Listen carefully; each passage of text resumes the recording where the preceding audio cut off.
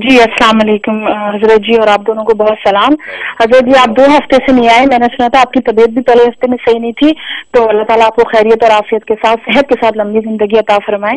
और क्या कहते हैं, अल्लाह ताला जो है वो आपका साया हम लोगों पे तादी हयात सलामत रखे। आपसे हमें बहुत फैज मिलता है, बहुत अल्लाह ताला आपको लंबी उम्र दे। हजरत जी, मेरे छोटे छोटे से 2-3 सवाल हैं। पहला सवाल ये है कि आप कभी कोई वजीफा वगैरह देते हैं या जब भी कुछ मुझे देते हैं बहुत फायदा होता है, मगर हजरत जी समटाइम ऐसा होता है कि आपको कोई किताब पढ़ रहे हो और उसमें भी आपको कोई वजीफा निकल आता है कि आप ये पढ़ लें तो आपको बहुत जल्दी फायदा होगा, और हम जल्दी से जल्द हासिल करने के लिए हर चीज पढ़ते रहते हैं। तो क्या ऐसा पढ़ना सही है या किसी एक ही चीज को फॉलो करना चाहिए?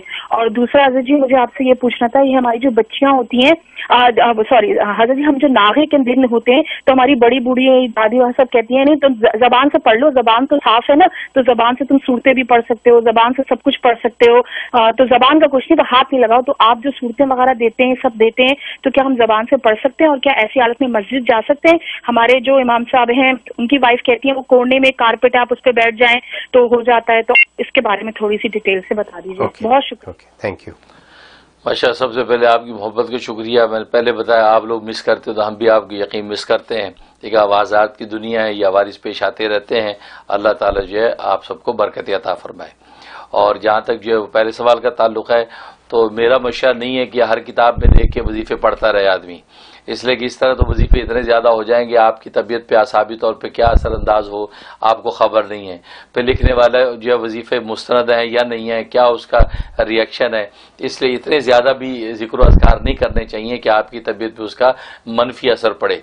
लिहाजा किसी अल्लाह वाले से, किसी आलिम बुजुर्ग से इजाज़त के साथ आप वजीफा पढ़ रही हैं तो वो ज़्यादा बेहतर है कि वो आपको आसानी से नफ़ा पहुँचाएगा और आपको किसी किस्म का नुकसान भी नहीं होगा। ऐसे ही है जैसे दुनिया के अंदर जो बहुत सी दवाएँ हैं जो डॉक्टर अगर लिख के दे तो आप ओवर द काउंटर मिल जाती हैं, बाज़ एक डॉक्टर लिख के दे तो मिलती हैं, तो अब आपको पता नहीं कि आप ओवर द काउंटर कितनी दवा खा जाएं और खाम खाब को नुकसान हो। तो इसलिए जो ज़्यादा वजीफ़ा, हाँ कोई किताब में देख लिया तो किसी आलिम बुजुर्ग से उसको वेरीफाई कर लें कि ये वजीफ़ा मैं देखा क्या मैं पढ़ सकती हूँ, वो इजाज़त दे देगा तो उससे बरकत भी हो जाएगी और उसकी ख़ास तवज्जो की वजह से आप महफूज भी रहेंगी।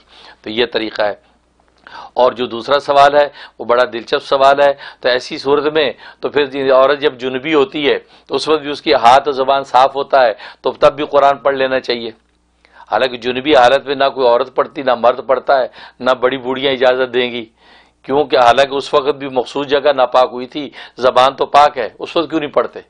मालूम हुआ कि ये शरीयत के हुक्म की वजह से हुक्मी तौर पर इंसान का पूरा बदन नापाक हो जाता है।